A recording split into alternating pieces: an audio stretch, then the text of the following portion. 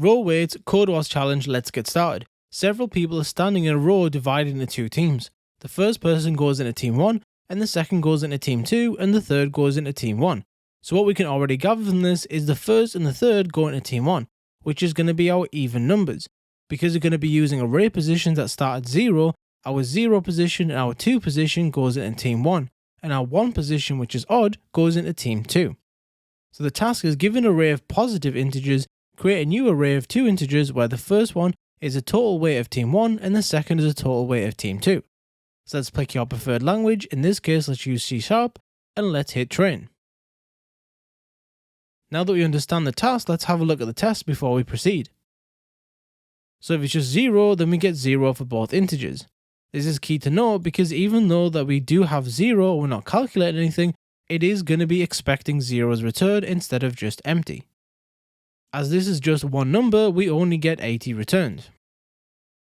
And in the second case, we have 0, 1, 0. So this one goes in the even, this one goes in the even, and this one goes in the odd. 0 plus 0 is 0, and 1 just on its own is also 1. So let's pick one last example like this one. 29 plus 67 plus 19 plus 96 should give us the 211, and as for the odd ones, 83 and 53 and 28 will give us 164. So now that we understand the logic, let's get started with the code. Let's click into here, full screen it, and let's zoom in. Let's get rid of this comment and let's get started. So because we're going to be returning an integer array, let's start with a very basic approach. Let's say int team1 equals to 0 and int team2 is also equal to 0. And then right at the end, we can return a new integer with empty brackets because the compiler can calculate how many items we're going to put in there, and then we can say team1 and team2. If you want it to be very explicit, you can just type in 2 in here, and that'll also work as well, because then you just tell in the compiler we're going to have 2 items in here. If you leave it empty, it's up to the compiler to count the items and basically put the number in there for you. Perfect. So we have an integer array called a, so we need to traverse this by using a for loop to go through it and determine which value to put the numbers into. So let's use our normal for loop. We got int I equals 0, I is less than a.length, and then we just do I++ to go through all of the elements. Inside here, what we said is all the even numbers are going to be in team 1 and all the odd are going to be in team 2. So the easiest way to figure out if a number is even or odd is to use the modulus operator. So we can say if I modulus 2 is equal to 0. This just determines the remainder. If I is indeed an odd number, this value is going to be 1. If I is even, this value is going to be 0. Which means that if this passes true, this is going to be even. And then we don't need an else if condition because this can only evaluate to true or false. So we can leave it as else, and this condition will be our odd path. So all we need to do in this case is just say team1 plus equals because we want to keep a running total, and then it's the position we're up to in the array. So we're still referencing the a, and we're going to say a square bracket I because that's the index that we're up to as defined by this variable. And then for team2, we just do exactly the same thing. Team2 plus equals a square bracket I. Perfect. So let's give that a quick test and see if that works. So now that our code works, it's best not to just stop there and to try and figure out ways we can make this slightly better. So we're going to be returning an array, but yet we're going to be constructing an array down here. If we constructed an array up here and simply returned it, it might make our logic inside a lot easier, so let's explore that. Let's comment this out just so we can have it for future reference.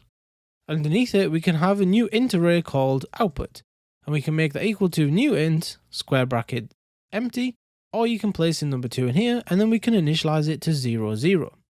So we're just getting an empty array. And then right at the end, we can say return output. Perfect. So now in the middle, we essentially want to run the same for loop, just like we have right here. And then we're going to do our conditions slightly differently, and we'll see ways to be able to refactor it and make it slightly better. So we can still do if I modulus 2 equals 0, but inside the brackets, what we want to do inside here is we can't really use team1 anymore. We have to use our output. Now what we need to bear in mind is that the first position in our head, we're just going to say this is even and this is odd. So when we're doing team 1, we want to do team 1 as being this position and team 2 as being this position. So we can say output square bracket 0 plus equals AI. And then on the else condition, do exactly the same just for option 1. So we can say output 0, output 1, and we're still adding the same value because that's what we're doing back over here. So now that we've got that, let's have a look at the code and see if we can test it and it will receive the same result. Perfect, our code still works.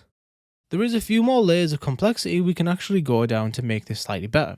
The ternary operator right here is actually really powerful.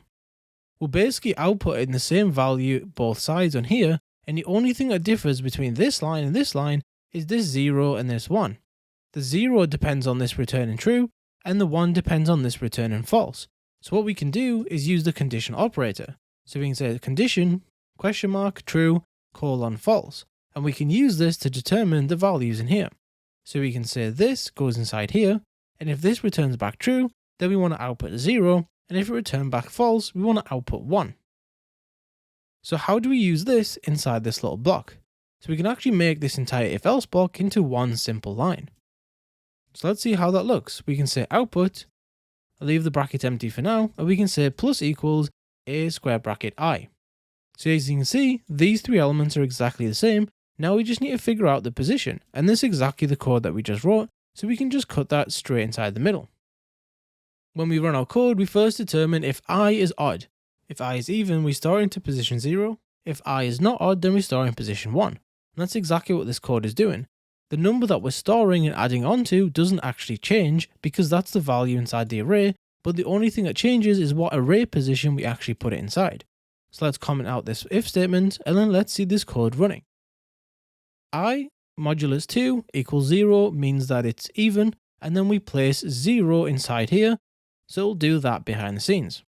And if I modulus 2 is equal to 1, it's going to return back 1, and it's going to do this behind the scenes. So we'll get output 0 plus equals I, and then sometimes we'll get output 1 plus equals I. So let's see if this runs on its own. Hit test. Perfect, so our tests all pass. Now with code words, you actually pass more tests if you press the attempt button bottom right. If you do the test, it only runs the basic test, which is what you see down here in this function. So just before we continue and show you other methods, let's just do an output and make sure that all of the tests actually pass. Perfect, so all the random ones pass as well. Now what's really important is to understand why we've done certain things. So let's just have a little quick recap and let's talk about different for loops. So to begin with, we had int team1, int team2, and then we returned them at the end using the constructor for the int array and passed in team1 and team2, made the array and then immediately returned it. This wasn't necessarily a problem, but it just made the logic inside here a little bit more complicated. We would start with two integers and then finish with the integer array, whereas in this example we'd start with the integer array and then also just output the integer array on its own. This method was good to be able to see what calculations you're doing and clearly see line by line exactly what you're doing. If it's even, store it in even. If it's odd, store it in odd. The logic was really good here, but we can make it slightly easier for us and less complex. So we started off with an int array called output, and we initialized them to 0 and we made it a position of 2. Because we know we have two values going to be stored here. So we run our same for loop, and we can do our similar conditions, but now the logic is a little bit easier because we're just using the integer array instead of these two integer values. And now what we can do inside here is actually bring the ternary operator, which is just taking this value, outputting 0, taking this value, outputting 1, but doing it all within the square brackets, and then we actually end up with one line alone. If we just temporarily delete this if statement, you can see that our code is drastically reduced to only these lines. Let's bring it back for reference. So you can see the code is a lot neater when you do it this way with the ternary operator plus the integer array, because you don't have to make a new array down here if you've already got one set up. Now the main question here is why are we using a for loop and why not a for each loop? So let's have a look how that would look if we actually used a for each loop. So we can set up everything exactly the same. Now we can do a for each, and we can say int x inside a, and then now we have access to the x variable instead of our a square bracket I. And then let's take this, and then we can place it down here. Now we have a slight problem. We don't have I in the case of a for each. The for loop will give us all of the values inside the array, but it won't give us an index like I, so we know which position we're actually up to. It just returns the value and that's it. And in some cases that's fine, but we need to determine if that number of the index is even or odd so we know what to do with the logic. So if you wanted to make a for each work, you would have to declare a new integer called I over here, or you can call it index. I just prefer to call it I. And then once you've actually processed the value, you can then do I++. But as you can see, this is a lot more manual, but it should still work. Let's do test. Perfect. As you can see, it still works. It's just not the preferred solution because you have to go through some loopholes to provide the extra functionality of the index, whereas a normal for loop gives you the index by default, so then you can just simply make use of it. If you have a case like this where you need to process some logic based on the index, then it's best to use a for loop. But if you're just going to be printing values out to the screen, for example, then a for each is more than enough because you only really care about the value and not the position that you're currently up to. If you're building out a function like find index, for example, then you're going to have to use a for loop because there's no point in using a for each because you need access fundamentally to the index itself. For each is used when you don't care about the index and only care about the values, and for is used for almost every other case where you care about the index but also care about the value that's being returned. Thank you for watching. I hope that video made sense. If you have any questions, drop them in the comment section below and I'll get back to you as soon as possible. Thanks for watching and I'll see you in the next one.